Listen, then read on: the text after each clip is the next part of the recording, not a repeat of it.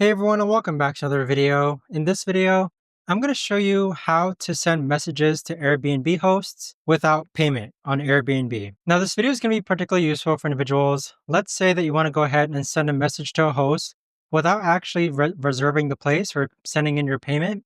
How do you actually go ahead about doing so? Now this video is going to be short, sweet, and simple, guys. There's not going to be a lot of steps involved.